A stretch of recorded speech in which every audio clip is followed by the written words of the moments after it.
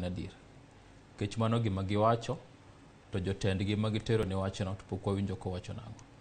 To wadak e Kenya ka waduto. Kiwuotho Nairobi kaka tiwuotho Kisumu kata tiwuotho kure.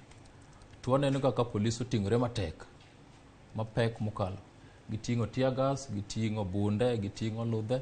Koro wakian to kendo ang'o ma gidwaro monego bed ni medogi. Tulo koso ng'anyo mane mosebedo kata ka waneno e kinde mokalo waseno kanyo ka dhi nyime pacho kae. To in kama ibete kaka jalony mag weche mag arita ne jang'anyo, arita ne obila, mane ma isebedo kanyo ka bedo ga ni rocho e kinde mathoth ahinya, to ng'eny gi duto oseketgi e rapim kendo kirangogi inya ketogi kama chalo nade? Mokwongo wach arita en tij polis machiwo arita, to en tij sirikal machiwo arita ni raia. Tich mokwongo mar sirikal ok en kata gero barabara, ok en kata rito mwandu raia. Maduong' mogik en rito ngima mar raia.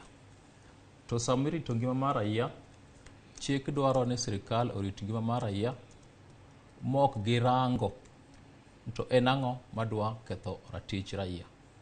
Maka sirikal complain, in this case police ma en agent mar sirikal e weche mag arita, to wan gi buok mokalo to kara sirikal ma wan kodo ni ok giritre maber mar rito raia.